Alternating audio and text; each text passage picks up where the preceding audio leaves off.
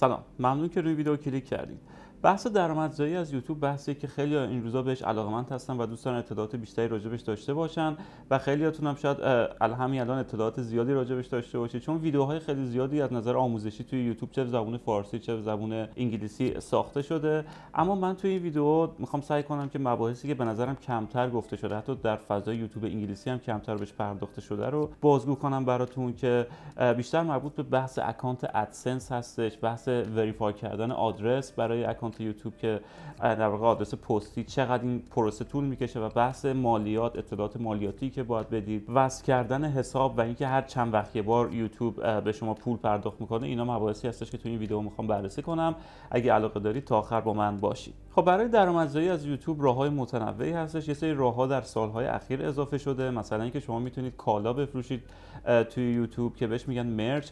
در واقع یه سری چیزایی هستش که طرفدارای شما میخرن، مثلا تیشرت یا کلاه یا ماگ با لوگوی کانالتون، یا حتی مثلا توی بحث عکاسی شما میتونید پریست های فتوشاپ بفروشید به کسایی که دارن فتوشاپ رو از شما یاد میگیرن. مثلا من یه عکس رو ادیت کردم توی لاتروم یا فتوشاپ و اون فایل ادیت رو میفروشم و کسایی که میخرن میتونن اون رو نصب کنن توی فتوشاپ خودشون و همون ادیت رو در واقع پیاده کنن تو فتوشاپ خودشون، از این چیزا. و یه طریقه دیگه هم این هستش که خب شما میتونید اعضای خاصی داشته باشید که ماهانه مبلغ خیلی ناچیزی رو به عنوان سابسکریپشن فی به شما پرداخت میکنن و شما یک سری کانتنت اضافه، یک محتوای خاصی رو علاوه بر اون محتوای مجانی که در اختیار هم میذارید در اختیار اون اعضای خاص میذارید. اما بحثی که اولین راهی هستش که همه براش واجد شرایط میشن تا بتونن درآمدزایی کنن از طریق یوتیوب، بحث اد رونیو هستش. تو انگلیسی بهش میگن اد رونیو که فارسیش میشه درآمدی که از تبلیغات میاد، یعنی تبلیغاتی که یوتیوب اول ویدیو شما یا حالا وسط ویدیو شما پخش میکنه، یه درصد خیلی کمی از درآمد اون تبلیغات رو به شما به عنوان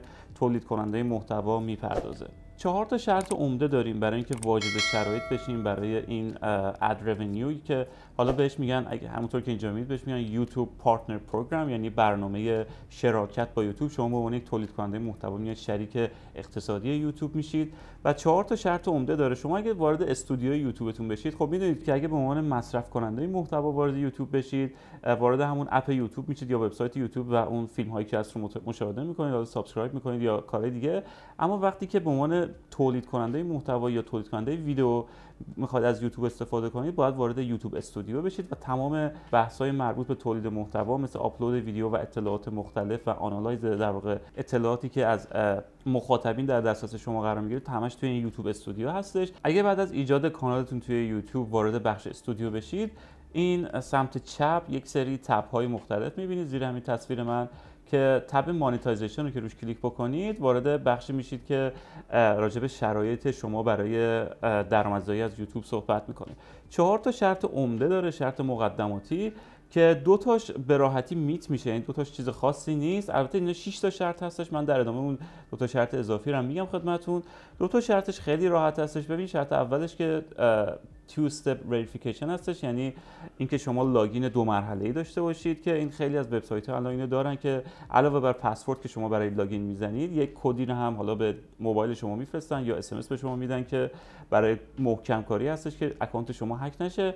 این شرط اولی هستش که شما باید داشته باشید. خیلی راحت میتونید اینو فعال بکنید. بحث بعدی این هستش که هیچ اخطاری نداشته باشید. ببینید یوتیوب یک گایدلاین هایی داره، یک چارچوبی داره که شما باید توی اون فعالیت بکنید. حالا میتونه راجع به محتوایی که تولید میکنه باشه، مثلا محتوای خشن نباشه، پورنوگرافی نباشه، راجع به سوء استفاده از کودکان یا مثلا بحث‌های نجات پرستی نداشته باشه توش، و همچنین کپی رایت از محتواهای دیگران استفاده نکنید، از موزیکایی که حق استفادهش ندارید استفاده نکنید. اینها باعث میشه که کانال شما اخطار بگیره و باید اخطاری نداشته باشید تا بتونید درآمدزایی از کانال یوتیوب رو شروع کنید، که خب وقتی کانال رو به صورت تازه شروع کردید طبیعیه که هیچ اخطاری هم ندارید و این شرط تیکش خورده. 2 تا شرط دیگه که شرط‌های سخت هستن، اینه که شما 1000 تا سابسکرایبر باید داشته باشید و بحث سابسکرایبر هم تو یوتیوب بحث پیچیده‌ای هستش. اینجوری نیست که شما رو سابسکرایب کنن عدد بره بالا. مثلا ممکنه 100 نفر شما رو سابسکرایب کنن ولی فقط 60 تا عدد سابسکرایب شما بره بالا، برای اینکه یوتیوب یک الگوریتم خیلی پیچیده‌ای داره که خیلی از افراد رو اسپم تشخیص میده، به خصوص برای ما ایرانی‌ها که از فیلتر شکن استفاده می‌کنیم و بحث واقعا پیچیده‌ای هست. تو این ویدیو حالا نمی‌خوام راجع بهش زیاد صحبت کنم، اما فارغ از اینکه چند هزار نفر شما رو واقعا فالو کردن یا سابسکرایب کردن، عددی که روی داشبورد شما نشون میده اون عدد ملاک هستش که مثلا این کانالی که من دارم، این کانال فرعی هستش که من دارم، کانال اصلی نیست و فقط 2 تا سابسکرایبر داره. این عدد باید برسه به 1000 تا. و شرط بعدی این هستش که شما 4000 ساعت در 12 ماه گذشته کانالتون دیده شده باشه. دقت کنید که حتما باید در 1 سال گذشته باشه. مثلا اگه کانال شما 2 سال فعالیت داره و بعد از 2 سال به 4000 ساعت بازدید رسیده، این قبول نیست. حتما باید در 1 سال گذشته به این 4000 ساعت رسیده باشه. و خب اگه اطلاعات بیشتری راجع به این شرط‌های درآمدزایی از یوتیوب میخواید، میتونید وارد ساپورت یوتیوب بشید، support.google.com، و یوتیوب پارتنر پروگرام الیجیبیلیتی رو سرچ بکنید که این قسمت نوشته مینیمم الیجیبیلیتی ریکوایرمنت، یعنی حداقل هایی که باید داشته باشید که بتونید شرکت کنید در این یوتیوب پارتنرشیپ، شراکت با یوتیوب. این 6 شرط هستش، همه‌شو که اون 4 تا رو که من راجعش صحبت کردم. یکی دیگهش این هستش که می‌بینید این مورد دوم گفته که در کشوری زندگی کنید که این برنامه در واقع اویلیبل هستش و امکان درآمدزایی یوتیوب فراهم کرده. متاسفانه در کشور ما این امکان نیست. هم یوتیوب ما رو تحریم کرده و هم دولت خود ما اومده یوتیوب رو متاسفانه فیلتر کرده و میشه گفت جامعه ایران رو از بسیاری از موقعیت‌های متنوع که این شبکه اجتماعی بزرگ در اختیار آدم‌ها قرار میده محروم کرده. واقعا امیدوارم روزی برسه که ما هم مثل بقیه مردم دنیا از این حق طبیعی در واقع برخوردار باشیم که بتونیم تو یوتیوب فعالیت کنیم، درآمدزایی کنیم. اما خب راههایی هستش که از داخل ایران هم درآمدزایی میکنم. من چون خودم کانال یوتیوبم رو در خارج از ایران شروع کردم، زیاد وارد اون بخش قضیه نیستم. میتونید سرچ کنید داخل یوتیوب یا توی گوگل سرچ کنید. مطمئنم که ویدیوهای آموزشی خوبی برای اون قضیه هم وجود داره، اما یه خورده سخت هستش درآمدزایی از ایران، ولی ممکنه. خیلی الان دارن این کار رو انجام میدن. و شرط ششم هم این هستش که میگه یک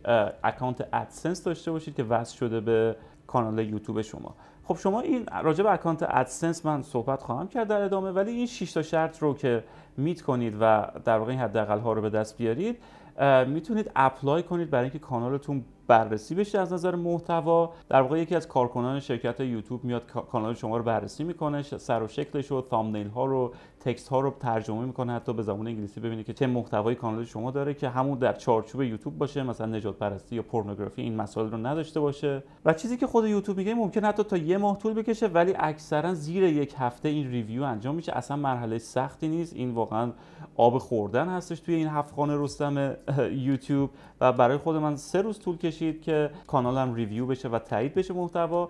اما بعد از اینکه این کانال شما تاییدیه میگیره، دیگه میریم وارد بحث ادسنس میشیم و بحث در واقع مالی قضیه. خب بعضیتون شاید با ادسنس آشنایی نداشته باشید. ببینید ادسنس یک پلتفرمی هستش که هر کسی که به نوعی داره از محتوای خودش درآمدزایی میکنه زیر نظر این سرویس های مختلف یوتیوب، باید از طریق اکانت ادسنس خودش اون پول رو در واقع به دست بیاره و یک بخش مالی یوتیوب هستش برای کسایی که دارن تولید محتوا میکنن و درآمدزایی دارن از تبلیغات. مثلا یکی از کارهایی که ادسنس میکنه اینه که شما میتونید توی وبسایت خودتون یا وبلاگ خودتون اون رو وصل کنید به ادسنس گوگل و اونا براتون تبلیغ به صورت اتوماتیک اونجا قرار میدن و مخاطبای شما که رو اون تبلیغات کلیک میکنن یک درآمدی به شما در واقع پرداخت میشه. برای یوتیوب هم همین هستش. در واقع شما از طریق اکانت ادسنستون که وصل میکنید به یوتیوب میتونید درآمد تبلیغاتی که توی یوتیوب میذارن رو به حساب خودتون واریز بکنید. خب الان صفحه اول ادسنس هستش. ایجاد اکانت توی ادسنس راحت هستش. همون ایمیل گوگل که دارید رو وارد میکنید و وصلش میکنید در واقع به اکانت گوگل خودتون که همون اکانت یوتیوبتون هم هست. برای تکمیل اکانت ادسنستون شما باید یه سری اطلاعات وارد این پلتفرم بکنید. خب طبیعتا اسم کاملتون رو میخواد و تاریخ تولدتون و یه سری از این مسائل. خوبی که داره اینه که آیدی کارت یا پاسپورت و این چیزا نمیخوان که حالا ممکنه برای ماهای خود سخت کنه قضیه رو، ولی روی آدرس خیلی حساس هستن. آدرس شما باید دقیق باشه و بعدا هم یه چیزی پست میکنن به آدرس شما تا اون آدرس رو تایید کنن که من حالا راجع به اون پروسه عجیب و غریب صحبت میکنم. اما وقتی که خب آدرس رو میذارید کشور شما مشخص میشه. بحث کشور خیلی مهمه تو این قضیه، چون گفتم باید کشور شما واجد شرایط باشه، در واقع الیجیبل باشه اون کشور. کشورتون رو که تعیین میکنید بحث شیرین مالیات هم اینجا پیش میاد. خب ببینید هر کسی هر جای دنیا که درآمدی داره باید به اون کشوری که توش ساکن هستش مالیات پرداخت کنه و چون یوتیوب یک بیزنس آمریکایی هستش، اخیراً یه سری قوانینی گذاشتن که شما باید به دولت آمریکا هم مالیات پرداخت کنید. در واقع این قانون جدید به این صورت هستش که هر کسی که خارج از آمریکا سکونت داره به ازای ویوهایی که از داخل خاک آمریکا میگیره و درآمدی که اون ویوها داره، باید 24% اون درآمد رو به دولت آمریکا بده، یعنی یوتیوب به صورت اتومات اون درآمد رو برمی‌داره و به دولت آمریکا میده که خب خیلی خبر بدی برای ما کانتنت کریئتورها و در واقع تولید کنندگان محتوا هستش، چون درآمد ناچیزمون از این هم کمتر میاد از پلتفرم یوتیوب، البته فقط از ویو هایی که از داخل خاک آمریکا میگیریم. اما بحث کشوری که ساکن هستی اینجا خیلی مهمه. ببینید یک مسئله هستش در مسائل مالی یا حسابداری به اسم دابل تاکسیشن، که دابل تاکسیشن یعنی شما دو بار به دو کشور مختلف بیاید مالیات پرداخت کنید، که خب چیزی هستش که اصلا مطلوب نیست. شما فرض کنید مثلا من چون ساکن استرالیا هستم، از درآمدی که از یوتیوب دارم هم باید به دولت استرالیا مالیات بدم و هم به دولت آمریکا، چون یوتیوب یک بیزنس آمریکاییه و اینجوری دیگه پولی برای من نمیمونه.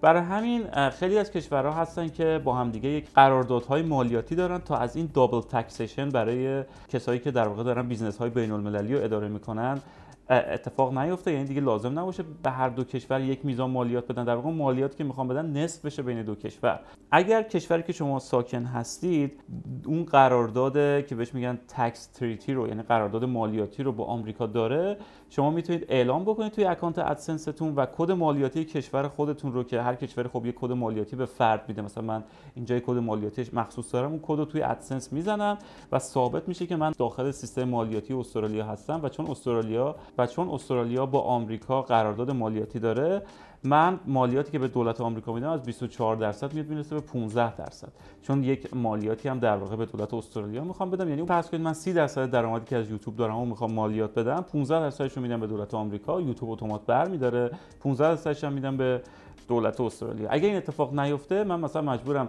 30% رو به دولت آمریکا بدم، 30% هم به دولت استرالیا بدم. ببخشید این بحث خیلی پیچیده شد، اما ولی خب بحث مالیات یکی از بحثایی هستش که خیلی کمتر راجع بهش صحبت شده و یکی از مسائل اصلی که من می‌خواستم تو این ویدیو صحبت کنم همین بود. و خب حواستون باشه که حالا اگه از ایران هستی یک کشور دیگر رو اعلام می‌کنید، اون کشور اگه قرارداد مالیاتی با آمریکا داشته باشه، این به نفع شما هستش و از مالیاتی که به دولت آمریکا میدید کمتر میشه. خب این باز هم یه چشم اندازی به شما میده که اگه میخواید کار یوتیوب رو شروع کنید، بدونید که باید به دولت آمریکا هم مالیات بدید و اد رونیو یا درآمد تبلیغاتی یوتیوب بسیار ناچیز هستش و در واقع خنده‌داره و فکر نکنید که با این قضیه میتونید یه شغلی برای شما باشه. من خودم کانال یوتیوبی که دارم در واقع بیشتر یک سرگرمی برام هستش که حالا یه پولی هم دارم ازش در میارم، یه خرج قهوه روزانه‌مو دارم مثلا ازش در میارم، وگرنه هیچ چیز بیشتری برای من نداره. این مگه اینکه کانال شما ویوهای مثلا روزی 50,000 تا داشته باشه که آره اونجا مثلا کم کم دیگه میتونید روی درآمد یوتیوبتون حساب کنید، ولی خب موضوعات خاصی هستن که فقط به اون 50,000 تا ویو در روز میرسن. حالا راجع به این مسائل من تو ویدیوهای دیگه صحبت میکنم، بیشتر راجع به مسائل تکنیکی میخوام تو این ویدیو متمرکز بشم. میریم توی بحث آدرس. ببین آدرس رو که شما وارد میکنید اینجوریه که اون آدرس رو از شما قبول کنه. اون آدرس باید تایید بشه. یعنی وقتی که آدرستون رو تکمیل میکنید، یوتیوب یک پاکتی میفرسته به اون آدرس پستی که یک کدی توش هست. من اون پاکت رو دارم که برام یوتیوب فرستاده. ببینید با آرم ادسنس یک پاکت خیلی ساده هستش، میاد در به منزل شما، باز میکنید یک کدی توشه، اون کد رو توی ادسنس وارد میکنید و آدرستون تایید میشه و از اونجا به بعد دیگه تازه وارد مراحل بعدی درآمدزایی از یوتیوب میشه. یعنی تا این آدرس تایید نشه یک قرون هم یوتیوب به شما نمیده. شاید مثلا اکانتتون مثلا $1000 درآوردید، اما چون آدرستون تایید نشده هیچ چیزی یوتیوب به شما نمیده. و خب این پاکت لامصب به این راحتی هم به دست شما نمیرسه. من خودم 3 ماه طول کشید تا این پاکت به دستم برسه. یعنی شما فقط من همینجا تو یوتیوب داشتم محتوا تولید میکردم، درآمدزایی میکردم، اما درآمدش دستم نمیومد، جمع میشد تو اکانت یوتیوبم. و خب اینجوریه که خود یوتیوب گفته بین 2 تا 4 هفته طول میکشه این پاکت به دست شما برسه، اما خیلی به ندرت ممکنه که این اتفاق بیفته. معمولا بین 2 تا 4 ماه طول میکشه که این پاکت بنا به کشورهای مختلفی که افراد ساکن هستن براشون ارسال بشه. و خوبی که داره اینه که شما هر ماه میتونید تمدید کنید. مثلا من وقتی که ماه اول گذشت و پاکت به دستم نرسیده بود، یک بار دیگه ترای کردم، در واقع یک بار دیگه یوتیوب برای شما میفرسته و اگه دوباره یک ماه دیگه بگذره شما بار سوم میتونید سعی کنید و درخواست این پاکت رو بدید. اگه مثلا فکر کنم از بار سوم یا چهارم بگذره، هر ماه هر کدوم از این دفعات باید یک ماه بینش فاصله باشه. اگه 3 یا 4 بار درخواست کنید که این پاکت برای شما ارسال بشه و به دست شما نرسه به هر دلیلی، اون موقع هستش که شما میتونید یک پروف آف آدرس به یوتیوب بدید و اون از شما قبول میکنه. پروف آف آدرس یعنی چیزی که آدرس شما رو ثابت میکنه. معمولا قبض برق یا آب یا گاز هستش که بهش میگن یوتیلیتی بیل تو انگلیسی، و توش آدرس شما نوشته شده، اسم شما هست، تاریخش هست. اونو آپلود میکنید توی ادسنس و اونجا آدرس شما تایید میشه و بعد فرآیند مانتایزیشن شما مراحل بعدش میتونه طی بشه. پس زیاد دلتون رو صابون نزنید که مثلا اکانتتون الان اون شرط‌های اولیه مثلا 4000 ساعت و 1000 سابسکرایبر که رد کردی فکر کنید الان همین امشب یوتیوب به من حقوق میده و پولدار شدم از این حرفا. نه، بحث مالیاتتون باید اطلاعاتش تکمیل بشه، آدرستون باید تایید بشه که بین 2 تا 4 ماه طول میکشه و بعد که آدرستون به این طریقی که گفتم تایید شد دیگه میریم وارد بحث وصل کردن حساب به اکانت ادسنس که اون هم یه سری مشکلات خاص خودش داره. برای من باز همون یکی دو هفته طول کشید. خب من ساکن استرالیا هستم، همونطور که میدونید خیلی دوست داشتم که اکانت پیپل خودم رو وصل کنم به ادسنس، اما این امکانو به من نمیداد و در واقع من تنها حسابی که دارم داخل خاک استرالیا هستش و دیدم که ادسنس این امکانو به من نمیده که حساب استرالیایی رو بهش وصل کنم و اونجا بود که به ساپورت گوگل ایمیل زدم و حدود یک هفته این قضیه طول کشید تا تونستم برای من ردیف کنن که بتونم اکانت بانک استرالیایی رو وصل کنم به ادسنس که خیلی واقعا عجیب است که یه هفته این قضیه طول کشه. و جالب اینجاست که وقتی اکانت رو شما وارد میکنید باز اینا یک مبلغی باید به حساب شما بزنن و شما اون مبلغ رو بیاید تو ادسنس وارد کنید. مبلغ تسته، مثلا $1.5 به حساب شما میزنن بعدم برمیدارن خسیسا. یعنی شما مثلا باید بیاید بزنید که مثلا $1.5 به حساب من اومد تا حساب بانکیتون هم وریفای بشه، باز هم اونش خودش بین 3 تا 5 روز طول میکشه. یعنی باز همین زمان این دیگه پروسه‌ای که به این راحتی ها تموم میشه. شما از لحظه‌ای که کانال یوتیوب خودتون رو ایجاد میکنید با 0 سابسکرایبر تا به 1000 سابسکرایبر و 4000 ساعت ویو برسونید، بعد کانالتون کانتنتش ریویو بشه و بعد بحث مالیات رو پشت سر بذارید، اطلاعاتتون تکمیل بشه و بعد آدرستون وریفای بشه که خودش بین 2 تا 4 ماه طول میکشه، بعد حساب بانکیتون متصل بشه، حساب بانکیتون وریفای بشه. خود این ممکنه 1 تا 2 سال طول بکشه اگه فعال هستین و تون دو ویدیو میذارید تو یوتیوب. و بعد از این قضیه تازه ما میرسیم به مبحث اینکه یوتیوب هر 1 ماه یه بار فقط به شما پرداخت انجام میده، اونم تحت شرایط خاصی. خب ببینید این سوالی که خب خیلیاتون شاید داشته باشید که چجوریه مثلا روزانه حقوق میده، هفتگیه چیه؟ مثل یک کارمند معمولی به شما سر ماه حقوق میده. البته سر ماه نیست، هر روزی داخل ماه میتونه باشه. مثلا من اوایل هفته اول ماه بهم حقوق میداد، اخیراً دیدم هفته آخر ماه داره حقوق میده. اما چیزی که مطمئن هستم اینه که یک روز در ماه، مثلا سپتامبر فقط یک بار در سپتامبر به شما حقوق میده، بعد اکتبر فقط یک بار در اکتبر، بعد نوامبر فقط یک بار در نوامبر. و مسئله که داره یک آستانه داره، این لغت threshold که به معنای مینیمم یا آستانه هست، شما به اون آستانه پیمنت برسید تا به شما حقوق رو پرداخت کنه. معمولا هم $100 هستش، یعنی مینیممش. شما باید حداقل کانالتون $100 کار کنه تا اون موعد پیمنت ماهانه که میشه به شما پول پرداخت بشه. اگه مثلا من موعد پیمنتم شده اما فقط $80 درآوردم، اون ماه یوتیوب به من حقوق نمیده، باید صبر کنم تا ماه بعدی، مثلا سپتامبر رو من حقوق نمیده، باید صبر کنم یک ماه دیگه داخل اکتبر و وقتی که تاریخ پیمنت بشه مثلا $120 درآوردم، اون $120 رو به من میده. بعد دوباره باید صبر کنم که من $100 پر بشه. همونطور که اینجا میبینید این حالت لودینگی که داره الان مثلا نوشته 80% پیمنت ترشولد من، آستانه پرداخت من پر شد، یعنی $88 من درآوردم تا الان. و اگه تا به اون تاریخ پرداخت که میرسیم من به $100 رسیده باشم به من حقوق میده، اگه به $100 نرسیده باشم این ماه به من حقوق نمیده، میره تا ماه بعدی. یعنی خود این مثلا باز عقب میندازه پرداختی که میخواد به شما بکنه. خب فکر کنم الان یک ایده یا یک ذهنیت خوبی از این داشته باشید که درآمدزایی از یوتیوب، اینکه اولین حقوق خودتون از یوتیوب بگیرید چه هفت‌خوان رستمی هستش و چه پروسه پیچیده و چند مرحله‌ای هستش که میتونه خیلی طول بکشه. خب به هر حال امیدوارم که ویدیو براتون مفید واقع شده باشه. اگه سوالی دارین حتما برام کامنت کنید و برای دیگران ویدیو رو بفرستید. لایک و سابسکرایب مثل همیشه فراموش نشه و امیدوارم که موفق باشید.